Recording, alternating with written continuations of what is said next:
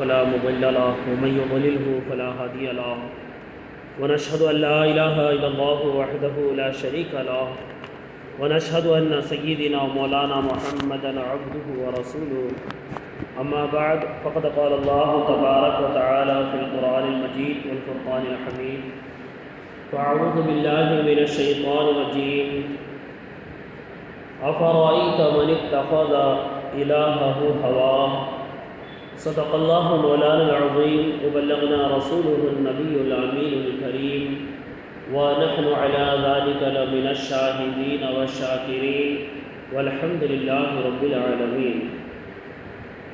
معزز سامعین اکرام، خطبہ مسنونہ کے بعد کلام مجید و فرقان حمید کی سورہ جاثیہ کی ایک آیہ مبارکہ میں نے آپ حضرات کے سامنے تلاوت کرنے کا شرف حاصل کیا ہے۔ اس آیہ مبارکہ کی روشنی میں کچھ باتیں گوشہ گزار کرنے سے قبل میں اور آپ حضور سرور کائنات جناب احمد مجتبیٰ محمد مصطفیٰ صلی اللہ تعالیٰ علیہ وسلم کی بارگاہ بے کسمنہ میں ایک مرتبہ درود پاک کا نذرانہ عقیدت پیش کریں کوئی اللہم صلی علی سیدنا و مولانا محمد معدن الجود والکرم وعلی آلہ واصحابہ وبارک وسلم صلاۃ و سلام علیک یا رسول اللہ صلی اللہ تعالیٰ علیہ وسلم۔ پچھلے 3 جمعہ سے آپ حضرات دل کی سختی کے تعلق سے اور اس کی علامتیں بیان کر رہا ہوں تو سماعت کر رہے ہیں۔ انشاءاللہ اسی پر کچھ آج اور مزید باتیں آپ حضرات کے سامنے گوشہ گزار کروں گا۔ ان باتوں کو دہراتا چلوں جن سے انسان کا دل سخت ہوتا چلا جاتا ہے، جس کا ذکر ہم نے اس سے قبل جمعہ میں کیا تھا کہ انسان کو جاننے اور سمجھنے کے لیے، اپنے آپ پر غور و فکر کرنے کے لیے ہمیں اور آپ کو اگر دیکھنا ہے کہ ہمارا دل سخت ہو رہا ہے تو یہ علامتیں جو بیان کی جا رہی ہیں کیا ہمارے اندر موجود ہیں یا نہیں ہیں، ان کو دیکھ کر کے ہم اور آپ اندازہ لگا سکتے ہیں۔ سب سے پہلی چیز جس کا ہم نے ذکر کیا تھا وہ اللہ تبارک و تعالیٰ کا ذکر مبارک ہے۔ انسان اگر اللہ تبارک و تعالیٰ کے ذکر سے دور ہوتا جا رہا ہے اور یا اس ذکر کو کرنے سے بیزارگی محسوس کرتا ہے یا اس ذکر میں انسان کو لذت نہیں آتی ہے تو سمجھ لینا چاہیے کہ میرا دل سختی کی طرف مائل ہو چکا ہے۔ پھر اس کے بعد انسان موت سے غافل ہونا، یعنی اس کو موت کی فکر نہیں ہونا، مرنے کے بعد والی زندگی پر انسان اعتقاد کمزور کر لینا یا پھر اس مرنے کے بعد والی زندگی کے لیے فکر مند نہ ہونا یا موت کا خوف نہ ہونا، یہ سب علامتیں انسان کے دل کی سختی کی علامت ہے۔ پھر اس کے بعد کل پچھلے جمعہ میں خاص طور پر جس کا ہم نے ذکر کیا تھا، انسان ظاہر سی بات ہے اس دنیا میں جو ساری محنتیں و مشقتیں اٹھا رہا ہے وہ مال کے لیے ہے، اور انسان اسی مال کو حاصل کرنے کے لیے حلال بھی نہیں دیکھتا ہے، حرام بھی نہیں دیکھتا ہے، بس کسی صورت سے میرے پاس مال جمع ہو جائے، پیسہ جمع ہو جائے، زمین جائیداد جمع ہو جائے، حالانکہ سارا کا سارا ایک دن یہیں پر چھوڑ کر کے جانا ہے۔ اس کے باوجود انسان اللہ کو ناراض کرتے ہوئے حرام کام کرتا ہے، حرام طریقے سے مال جمع کرتا ہے اور پھر اپنی آخرت کے لیے عذاب کا باعث بنا لیتا ہے۔ اور انسان حرام کمانے کے بعد تو یقیناً گنہگار ہوتا ہی ہے، مگر کوئی انسان حلال کا مال کمانے کے بعد بھی حلال طریقے سے اس نے مال جمع کیا، امیر بن گیا اور اللہ نے اس کو اتنا مال عطا کیا کہ وہ صاحب نصاب بن گیا، مالک نصاب بن گیا، اور زکوٰۃ نکالنے کا وقت آ گیا تو اس کے دل میں مال کی محبت نے جگہ بنا ڈالی، اور اس مال میں سے اللہ کا حکم ماننے سے اس کا دل کترا رہا ہے، اس مال میں سے زکوٰۃ نہیں نکالتا ہے، اس مال میں اللہ تبارک و تعالیٰ کی رضا اور خوشنودی حاصل کرنے کے لیے اس مال کو خرچ نہیں کرتا ہے، اور اس مال کو وہ یہ سمجھ رہا ہے کہ میں نے کمایا، تو یقیناً بظاہر تم نے کمایا ہے۔ اگر اللہ تبارک و تعالیٰ نہ عطا کرتا تو تم سے زیادہ محنت کرنے والے لوگ آج بھی ایک وقت کھاتے ہیں اور ایک وقت بھوکے رہتے ہیں، نہ پہننے کے لیے ان کے پاس کپڑا ہے، نہ مکان ہے، نہ رہنے کے لیے جگہ ہے۔ کیا ان کی محنت نہیں ہے؟ مگر اللہ تبارک و تعالیٰ جس کو چاہتا ہے مال عطا کرتا ہے، اور جس کو چاہتا ہے اللہ تبارک و تعالیٰ اپنی رحمت سے ان کو جس استطاعت میں رکھنا ہے استطاعت میں رکھتا ہے۔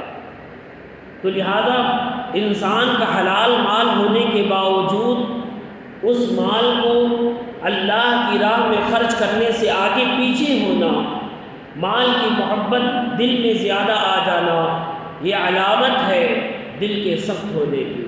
آپ کے پاس مال ہے، کسی کو یقیناً بہت زیادہ سخت ضرورت ہے، کوئی پریشانی ہے، کوئی مجبوری ہے، اللہ کی رضا کے لیے بھی اپنے مال میں سے آپ نے نکال کر کے اس کی مدد نہیں کی، تو پھر یہ ظاہر سی بات ہے کہ آپ کا دل سخت ہو چکا ہے۔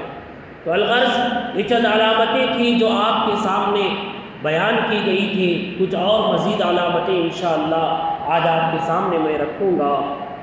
اللہ تبارک و تعالیٰ نے ہمیں اور آپ کو جو دل دیا ہے بہت خوبصورت دیا ہے، اتنا خوبصورت ہے کہ ہم اور آپ اس کا اندازہ نہیں لگا سکتے ہیں۔ اللہ تبارک و تعالیٰ نے اس دل کو چٹان سے زیادہ مضبوط بھی بنایا ہے اور پھولوں سے بھی زیادہ نازک بنایا ہوا ہے۔ ہم اور آپ دیکھیں کسی انسان کو کسی مسئلے میں پہاڑ سے بھی زیادہ مضبوط پاتے ہیں، اور کہیں کہیں اتنا نرم ہوتا ہے کہ انسان کے دل پر چوٹ لگتے ہی آنکھ سے آنسو نکل آتے ہیں۔ جو جتنا مضبوط ہوتا ہے اتنا مضبوط ہونے کے باوجود بھی وہ اپنے اندر کے ایموشن کو روک نہیں پاتا، اس دل کی کیفیت کو روک نہیں پاتا، اور اس کی آنکھوں سے آنسو جاری ہو جاتے ہیں۔ اللہ تبارک و تعالیٰ انسان کے دل کو بہت خوبصورت بنایا ہے، اور اسی لیے اللہ تبارک و تعالیٰ نے یہ بھی فرمایا کہ میں انسان کے شہر رگ سے بھی زیادہ قریب ہوں، تو لہذا وہ شہر رگ انسان کے دل کی خوبصورتی ہے۔ انسان کا دل جتنا خوبصورت ہوگا رب تبارک و تعالیٰ کی عنایت اتنا ہی اس کے اندر ہو جائے گی۔ اور ایک حدیث پاک کے مطابق جس کا مفہوم یہ ہے، اگر کوئی انسان کسی مومن مسلمان کا دل توڑتا ہے یا کسی صحیح صورت میں کسی کا دل توڑتا ہے، تو اس کا مطلب یہ ہے کہ وہ خانہ کعبہ کو ڈھا رہا ہے۔ اتنا بڑا گناہ، اتنا بڑا جرم بتایا گیا کسی انسان کے دل کو توڑنے کو۔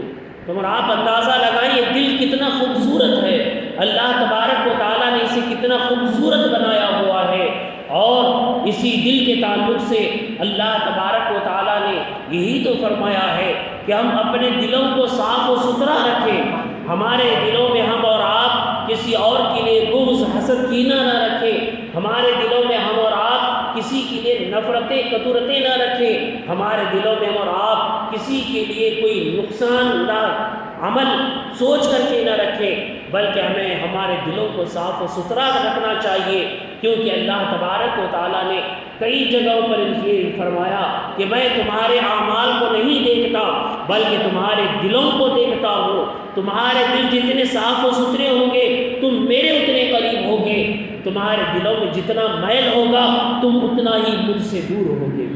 تو الغرض ہمیں چاہیے کہ ہم اور آپ اپنے دلوں کو صاف و ستھرا کریں۔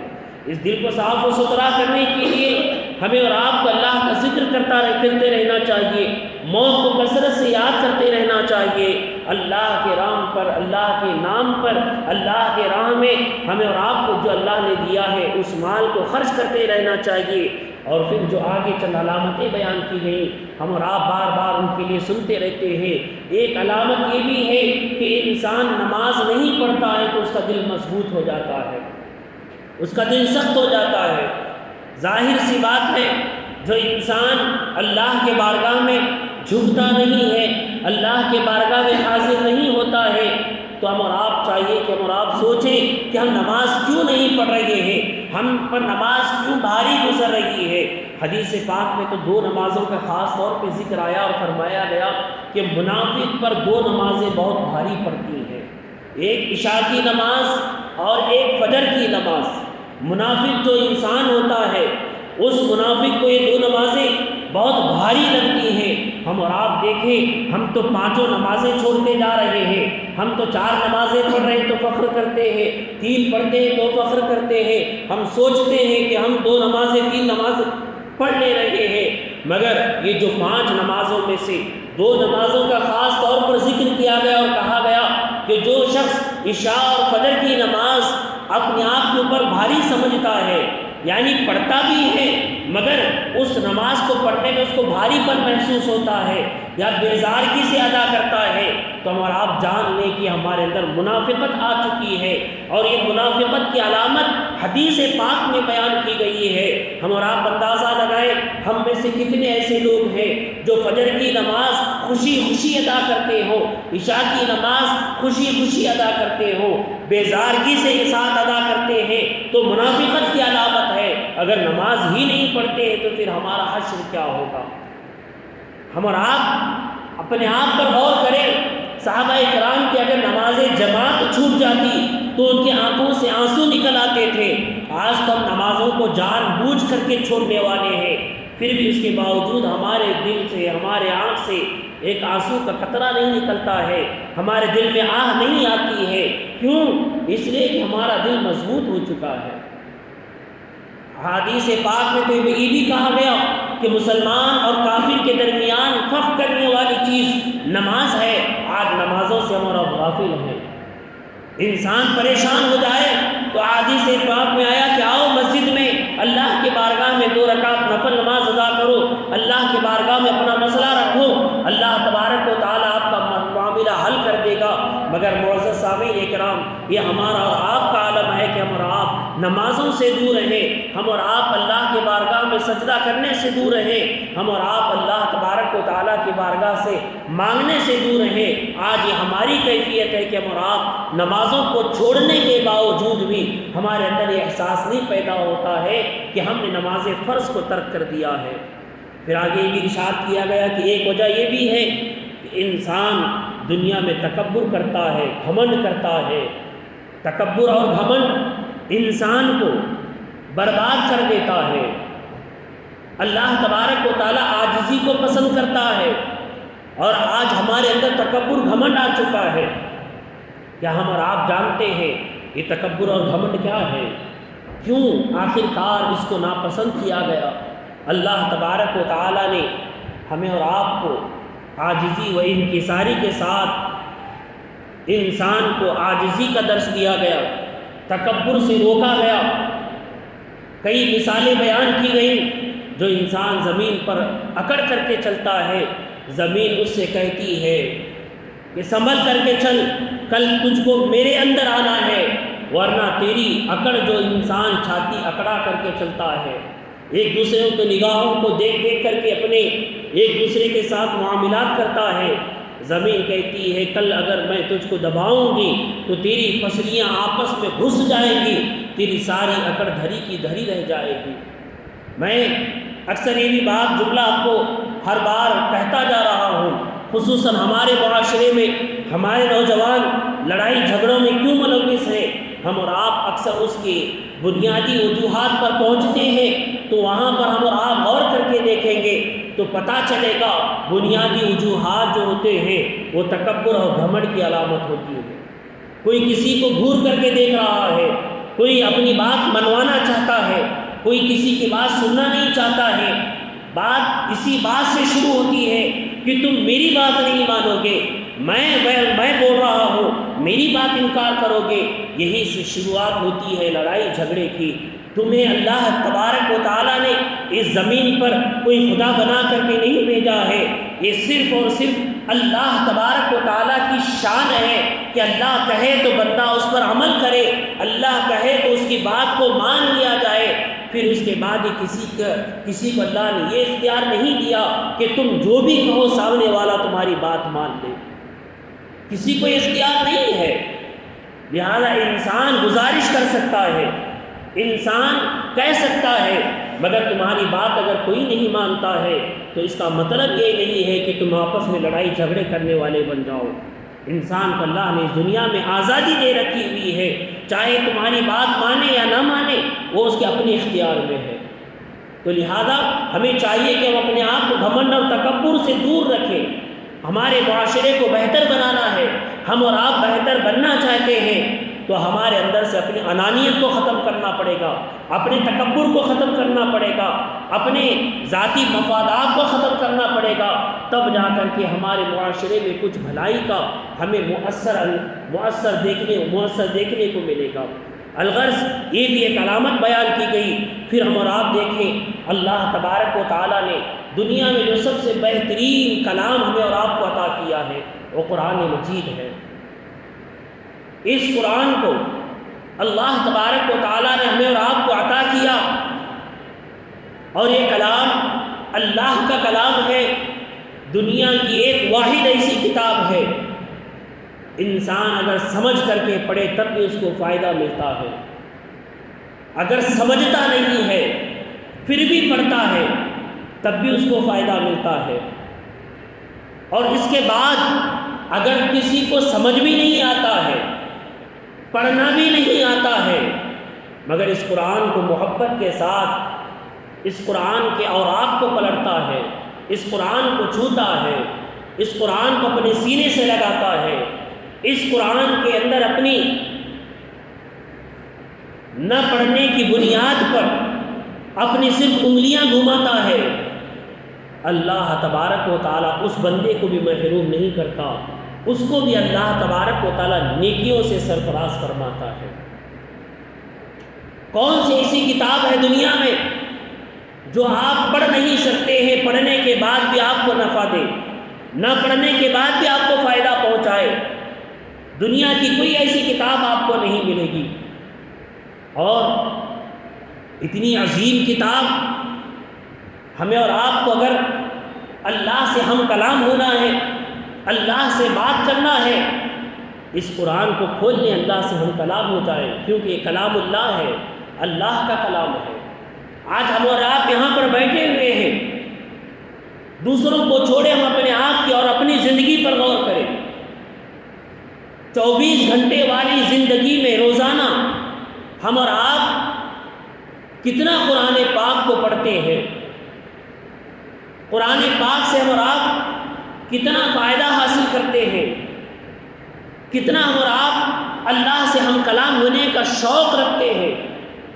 اس قرآن کو جو اللہ تبارک و تعالیٰ نے عطا کیا ہے، ہمارے ہر مرض کا علاج اللہ تبارک و تعالیٰ نے قرآن پاک میں رکھا ہوا ہے، ہماری ہر پریشانی کا حل قرآن پاک میں رکھا ہوا ہے۔ جس کو قرآن کا شوق حاصل ہوتا ہے، قرآن کی لذت حاصل ہوتی ہے، وہ اپنے ہاتھوں سے اس قرآن کو چھوڑنا نہیں چاہتا ہے۔ اور یہ ترقی یافتہ دور ہے، ہم اور آپ انٹرنیٹ کی دنیا میں جائیں اور سرچ کریں تو پتہ چلتا ہے کتنے جو مسلمانوں کے دشمن تھے، قرآن کو دشمنی کی وجہ سے پڑھنا شروع کیا، قرآن کو اس لیے پڑھنا شروع کیا تاکہ قرآن کے اندر خامیاں تلاش کریں، قرآن کے اندر کی کمیوں کو نکالیں، قرآن کے اندر جو کمیاں ہیں، خرابیاں ہیں، ان کو نکال کر کے لوگوں کو دکھائیں تاکہ دیکھو مسلمان اس کلام کو سب سے اونچا کلام سمجھتے ہیں، اللہ کا کلام کہتے ہیں، ہم اس کے اندر کی خامیاں نکال کر کے تمہیں دکھانا چاہتے ہیں۔ اس کوشش میں جنہوں نے قرآن کو پڑھنا شروع کیا، قرآن کو سمجھنا شروع کیا، اللہ اکبر اللہ اکبر، اللہ تبارک و تعالیٰ نے ایسے لوگوں پر بھی اپنی رحمت نازل کی اور ان کو اسلام کی دولت سے سرفراز فرمایا۔ وہ مسلمان بن گئے، آئے تھے قرآن کے اندر کی کی خامیاں تلاش کر لیں، آیت قرآن کے اندر کمیوں کو تلاش کر لیں، مگر اس قرآن کو پڑھنے کی وجہ سے ان کے دل منور ہو گئے، ان کے دل روشن ہو گئے۔ مگر کیا بات ہے، جو قوم اس قرآن کو اٹھائی ہوئی ہے، اس قرآن کو اپنے گھروں کے طاقوں میں سجائی ہوئی ہے، اس کے دل روشن نہیں ہے بلکہ اندھیروں میں ڈوبے ہوئے ہو۔ آج ہم اور آپ حالت دیکھیں آج ہماری کیا ہے۔ کیا ہم اور آپ صبح اٹھ کر کے روزانہ کم از کم 2-4 آیات کی تو تلاوت کرتے ہیں، 2-4 آیات تو پڑھنے کی کوشش کرتے ہیں؟ ہم میں سے بہت کم ایسے لوگ ہیں ہماری صبح کے دن کا آغاز قرآن کی تلاوت سے ہوتا ہوگا۔ ہمارے یہاں قرآن کو ابھی آج کے اس دور میں بھی نہ پڑھنے والوں کی بڑی تعداد ہے۔ کیا قرآن کو سیکھنا اتنا مشکل ہے؟ کیا قرآن کو اس دور میں سیکھنا اتنا مشکل ہے جہاں ہم اور آپ ہر چیز کو سیکھ رہے ہیں، ہر چیز کو جان رہے ہیں، ہر چیز کو سمجھنے کی کوشش کر رہے ہیں؟ کیا اس دور میں قرآن کو سمجھنا مشکل ہے؟ کیا قرآن کو سننا مشکل ہے؟ آج ہر کسی کے پاس موبائل ہے، ہر کسی کے پاس آج ہاتھ میں موبائل۔ ہمارے یہاں گانے بجتے ہوئے نظر آتے ہیں، فلمیں ڈرامے دکھتے ہوئے نظر آتے ہیں۔ کیا اسی سے ہم روزانہ صبح اپنی دن کا آغاز قرآن کی تلاوت کے ساتھ نہیں کر سکتے ہیں؟ چند آیات کو نہیں پڑھ سکتے ہیں، چند آیات کو سن نہیں سکتے ہیں؟ قرآن تو وہ کلام ہے، اللہ اکبر۔ تاریخ ہمیں اور آپ کو بتاتی ہے کہ خلیفہ دوم حضرت سیدنا عمر فاروق اعظم رضی اللہ تعالیٰ جن کے ایمان لانے کا ذریعہ یہی قرآن پاک ہے، چند آیات اس قرآن کی آپ سنتے ہیں، آپ ایمان لے آتے ہیں، آپ اسلام قبول کر لیتے ہیں۔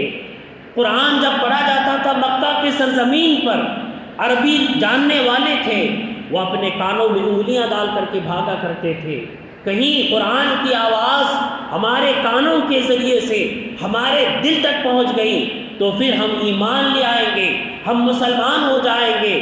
قرآن ایسا کلام ہے کہ انسان کے دل پر اثر کرتا ہے، انسان کے دل کو جھنجھوڑتا ہے، انسان کے دل کو منور کرتا ہے۔ آج ہم اور آپ اس قرآن کو اپنے گھر میں سجا کر کے رکھے ہوئے ہیں، اپنے الماریوں میں، اپنے طاقچوں میں ہم نے اور قرآن کو بند کر کے رکھا ہوا ہے، تو کہاں سے ہمارے دل منور ہوں گے؟ کہاں سے ہمارے دل روشن ہوں گے؟ ہمیں تو چاہیے کہ ہم اور آپ اس قرآن کو پڑھیں، سمجھ کر کے اس پر عمل کرنے کی کوشش کریں، تب ہمارے دل منور ہو جائیں گے، روشن ہو جائیں گے۔ قرآن سے شوق ہونا چاہیے، قرآن سے محبت ہونی چاہیے، قرآن کو سننے کی تڑپ ہونی چاہیے۔ آج ہمارا حال یہ ہے کہ ہم اور آپ قرآن کو سنتے بھی نہیں ہیں، پڑھتے بھی نہیں ہیں۔ حال تو یہ ہے کہ ہم اور آپ آج اس حال میں ہیں کہ اگر نمازوں کے اندر ذرا لمبی صورت پڑھی جائے تو ہمارے یہاں ہمارا یہ حال ہو چکا ہے کہ مسجدیں دوسری تلاش کرتے ہیں، دوسرے امام تلاش کر لیتے ہیں کہ چلو کہیں جہاں چھوٹی نماز ہوتی ہے وہاں جا کر کے ہم اور آپ نماز پڑھ کر کے آئیں گے۔ آج ہمارا حال یہ ہے، کیوں؟ اس لیے کہ ہمارے دلوں میں قرآن سے محبت نہیں ہے۔ جس دن قرآن پاک سے محبت ہو جائے گی، ہمارا دل یہ کہے گا کہ قرآن کو اور سنیں، قرآن کو اور پڑھیں، قرآن کو اور جانیں۔ یہ اسی وقت ہو سکتا ہے جب ہمارے دلوں میں قرآن کی محبت آ جائے، قرآن کا شغف آ جائے، قرآن کا شوق اور ذوق آ جائے۔ قرآن کے اندر ایسے ایسے واقعات اللہ تبارک و تعالیٰ نے بیان کیے ہوئے ہیں کہ ہمارے رونگٹے کھڑے ہو جائیں گے جب ان قرآنی آیات کو ہم پڑھنے لگیں گے، سمجھنے لگیں گے تو آنکھ سے آنسو جاری ہو جائیں گے۔ کیوں؟ اس لیے کہ قرآن دل پر اثر کرتا ہے، قرآن دل کو جھنجھوڑتا ہے۔ کہا گیا دل کے سخت ہونے کی علامت یہ ہے کہ انسان قرآن کی تلاوت سے دور ہو جاتا ہے۔ اگر ہم اور آپ چاہتے ہیں کہ ہمارے دلوں کو نرم بنائیں، جس میں اللہ تبارک و تعالیٰ اپنی رحمتیں، اپنی برکتیں، عنایتیں نازل کرتا ہے، جس کو اپنا مسکن کہتا ہے، اس کو ہم اور آپ خوبصورت بنانا چاہتے ہیں تو ہمیں اور آپ کو ایک قدم آگے بڑھاتے ہوئے قرآن پاک کی تلاوت کرنی چاہیے۔ اگر نہیں پڑھ سکتے ہیں تو روزانہ تھوڑا تھوڑا ہی صحیح قرآن کو سننے کے عادی بن جائیں۔ بہترین تلاوتیں آپ کو قرآن پاک کی سننے کے لیے ایک سے بڑھ کر ایک ہمیں اور آپ کو موبائل میں مل جائے گی، آپ سننے لگیں گے چند دنوں میں انشاءاللہ۔ یقیناً یہ بات میں یقین کے ساتھ کہتا ہوں کہ چند دنوں میں آپ کے اندر اتنا شوق پیدا ہوگا کہ جب تک آپ قرآن کو نہیں سنیں گے آپ کو اطمینان نہیں آئے گا، سکون نہیں آئے گا۔ اللہ تبارک و تعالیٰ نے قرآن میں کشش رکھی ہوئی ہے۔ اللہ تبارک و تعالیٰ مجھے اور آپ کو ان باتوں کو سمجھنے کی